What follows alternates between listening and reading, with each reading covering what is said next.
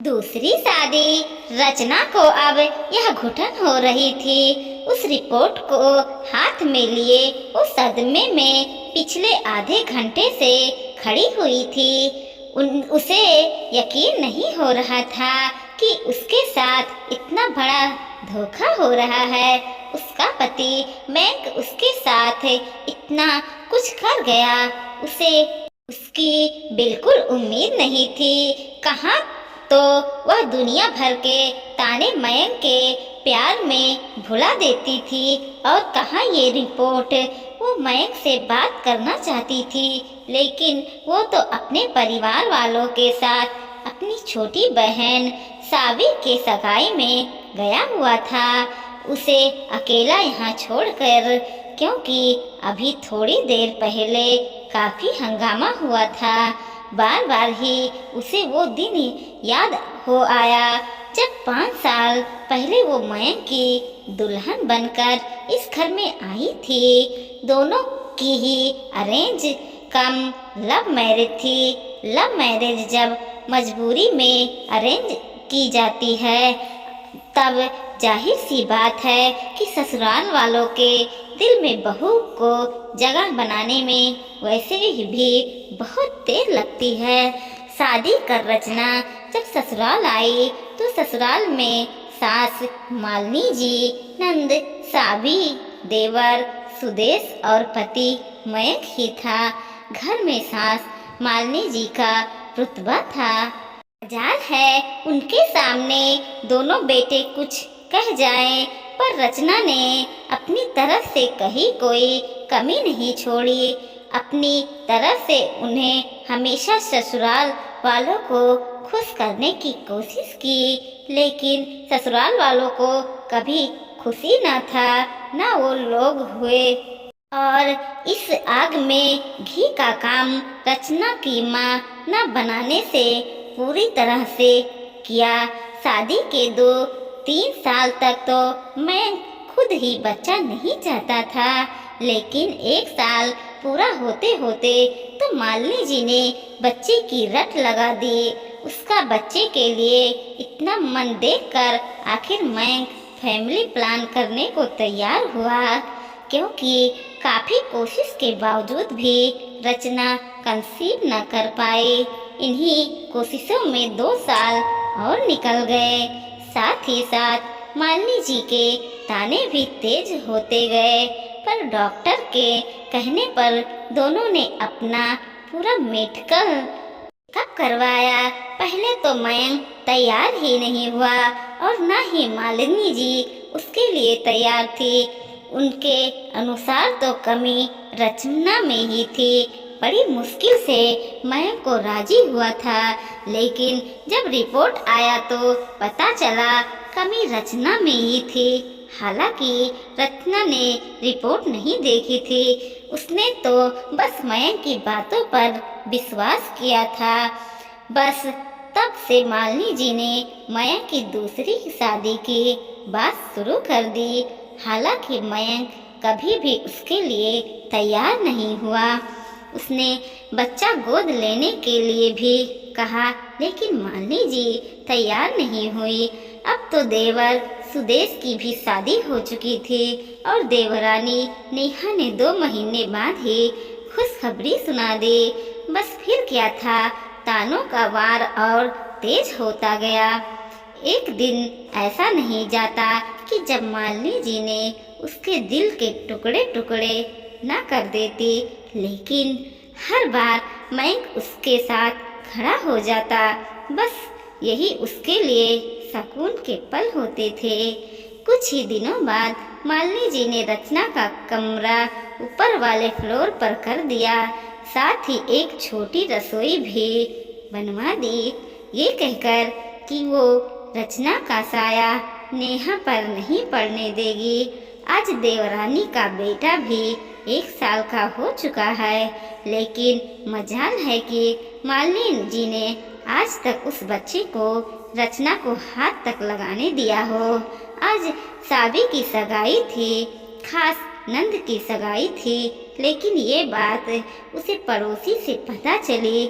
सुबह जब सब लोग घर से निकलने की तैयारी कर रहे थे तो रचना वहीं पहुंच गई और सबसे पहला सवाल माली जी से ही किया। मम्मी जी, आपने बताया तक नहीं कि आज सावी की सगाई है। क्या मैं इस घर की सदस्य नहीं हूँ? मुझे जानने का हक नहीं है। लेकिन मालिनी जी ने रचना की तरफ देखने की जगह मयंक से सवाल किया, तूने बताया नहीं इसे? इतने में मयंक रचना के पास आई और उसे ऊपर ले जाते हुए बोला, रचना, अभी ये सब बात छोड़ो, चलो ऊपर चलो। नहीं मयंक, ये गलत है। मुझे पड़ोसियों से पता चल रहा है कि साबी की सगाई है। मैं भी तो भाभी हूँ उसकी। ले जाने तो दूर की बात है, मैं ये बात जानूं, क्या ये मेरा हक नहीं है? इतने में मालिनी जी गुस्सा होते हुए बोली, आज खुशी का दिन है और मैं चाहती हूँ कि मेरी बेटी की झोली आशीर्वाद से भरे। अपने बेटी पर कोई साया नहीं चाहती थी, इसलिए तुझे नहीं बताया। माँ, अब बस भी करो ना। रचना को लेकर जा तो रहा हूँ, फिर क्यों बोले जा रही हो आप? मयंक का रचना का साथ देना मालिनी जी को अच्छा नहीं लगा तो वो मयंक को सुनाते हुए बोली, हाँ, तू ही तो साथ देगा इसका। एक बार भी मेरी बेटी की शादी हो जाने दे, उसके बाद तो उसका इस घर में हमेशा हमेशा के लिए खिस्सा ही खत्म कर दूंगी। मैं तेरी दूसरी शादी करवा ही रहूंगी। पता नहीं तू क्यों झेल रहा है इसे। बाज, बस करो माँ, एक शब्द भी नहीं बोलोगी आप। अचानक मयंक तो मालिनी जी तो चुप हो गई। मयंक रचना का सा हाथ पकड़ करके उसे ऊपर ले आ गया। रचना की आंखों से आंसू बहे जा रहे थे। मयंक उसे समझाते हुए बोला, बस इसलिए मैं तुम्हें नहीं बता रहा था। मैं जानता था कि तुम दुखी होगी, क्योंकि माँ तुम्हें ले जाने को तैयार नहीं होंगी। देखो रचना, मेरी बात को समझो। बड़ा भाई होने के नाते मुझे तो जाना ही पड़ेगा, पर मैं तुम्हारे दिल नहीं तोड़ना चाहता था, इसलिए तुम्हें नहीं बताया। मयंक अपनी बात समझाते हुए बोला। खूब देर तक उसे चुप कराने की कोशिश करता रहा। तभी नीचे से मालिनी जी की आवाज आई, मयंक, जल्दी चलो, देर हो रहा है, लड़के वाले आ गए होंगे। सुनकर मयंक ने रचना को कहा, रचना, देखो, मुझे अपनी जिम्मेदारी तो निभानी ही पड़ेगी ना। प्लीज तुम रो मत। अगर तुम इसी तरह रोती रहोगी तो मेरा दिल नहीं लगेगा, और अगर तुम चाहती हो तो मैं भी नहीं जाऊंगा। मैं तुम्हारे पास ही बैठ जाता हूँ। कह करके मयंक वहीं पलंग पर बैठ गया। उसे वहाँ ऐसे बैठे देखकर रचना के चेहरे पर मुस्कुराहट आ गई। वो अपने आंसू पोंछते हुए बोली, मैं भला कौन होती हूँ, एक भाई को अपनी बहन की सगाई में जाने से रोकने वाली। मैं साबी के इतने खूबसूरत दिन को खराब नहीं करूँगी। तुम जाओ, मैं नहीं रो रही हूँ। कहते हुए रचना ने मयंक को वहाँ से विदा किया। मयंक को विदा करने के काफी देर तक रचना यूं ही चुपचाप बैठी रही। फिर पता नहीं क्या सोचकर अलमारी की सफाई करने लगी।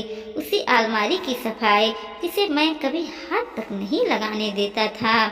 काफी देर से मयंक अलमारी की सफाई करने के लिए कह रहा था। रचना ने सोचा कि मयंक तो वक्त नहीं मिल रहा है, इसलिए वो ही इसे साफ कर देगी। और अलमारी की सफाई करते समय ये रिपोर्ट वाली फाइल उसके हाथ लग गई। बस तब से रचना यूं ही शॉक होकर बैठी हुई है। कुछ सोचकर रचना उठी और घर को लॉक कर बाहर निकल गई। कुछ देर बाद सब लोग घर पर आ गए। तब तक रचना भी घर आ गई। जब रचना वापस घर आई तो मयंक ने उसे देखकर कहा, रचना, कहाँ गई थी तुम? उसे देखकर रचना को बात करने की इच्छा नहीं हो रही थी, पर फिर भी बोला, डॉक्टर के पास गई थी। मन कुछ खराब हो रहा था। क्या कहा? डॉक्टर ने, मयंक ने फिक्र जताते हुए कहा। डॉक्टर ने कहा कि मैं माँ बन सकती हूँ, मुझमें तो कोई कमी नहीं है, इसलिए आते समय रास्ते से मिठाई लेकर आई हूँ। कहते हुए रचना मिठाई का डिब्बा लेकर के मयंक के पास आई और उसे खोलकर मयंक का मुंह मीठा कराने लगी। पर मयंक ने उसका हाथ रोकते हुए कहा, पर रचना, वो मेडिकल रिपोर्ट तो, अरे हाँ वो मेडिकल रिपोर्ट, उस रिपोर्ट में तो कहीं नहीं लिखा था कि मैं माँ नहीं बन सकती ना मयंक। रचना ने प्रश्नवाचक भरी नजरों से मयंक की तरफ देखा। तब तक मालिनी जी बोली, तब चाहे तू कुछ भी तमाशा कर ले, तू इस घर में नहीं रहेगी। अब तो मैं अपने बेटे की दूसरी शादी करवा के ही रहूंगी। तेरी जैसी बाज को तो इस घर में मैं बिल्कुल न रहने दूँ। बाज, आज ये शब्द चुभ नहीं रहा मुझे। जानते हो क्यों मयंकना, आज तुम्हारी रिपोर्ट मेरे हाथ में आ गई। ये बाज शब्द तो उस धोखे से बहुत छोटा है जो तुम मेरे हाथ साथ कर रहे थे। तुम्हारी माँ पर तानों के वार पर वार किए जा रही थी और तुम चुप सुने जा रहे थे। मुझे लगा था कि तुम मेरा साथ दे रहे हो, तुम मुझे अकेले नहीं छोड़ोगे, लेकिन सबसे पहले अकेले तो तुमने छोड़ा मुझे। बस अब और नहीं रचना, मुझे माफ़ कर दो। मुझे हिम्मत नहीं हुई कि मैं मयंक कहते कहते चुप हो गया। तुम क्यों उसे माफ़ी मांग रहे हो? उसके जैसे बहुत आएंगी, जाने दे इसे। तेरे लिए मैं एक से बढ़कर एक रिश्ते लेकर आऊँगी। बिल्कुल लाइए माँ जी, बिल्कुल लाइए, अपने बेटे की दूसरी शादी करवाइए। पर उससे भी तो कुछ नहीं होने वाला, क्योंकि आपका बेटा ही पिता नहीं बन सकता। रचना की बात सुनकर मालिनी जी ने मयंक की तरफ देखा। मयंक गर्दन झुकाए खड़ा हुआ था। मालिनी जी को समझते देर नहीं लगी कि आखिर मयंक किस बात की माफ़ी रचना से मांग रहा है।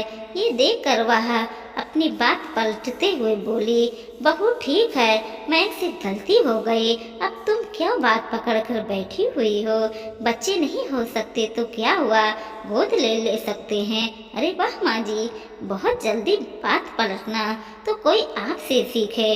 बहू बाज है तो दूसरी आ जाएगी, लेकिन बेटा बच्चा नहीं पैदा कर सकता, गोद ले लेंगे। क्या मुझे ये फैसला मंजूर नहीं। मुझे इस धोखे से भरे हुए रिश्ते से छुटकारा चाहिए, कहकर रचना अपने कमरे में अपना सामान लेने चली गई। मालिनी जी ने उसे खूब रोकने की कोशिश की, पर रचना नहीं रुकी और आखिर ये रिश्ता वहीं खत्म हो गया।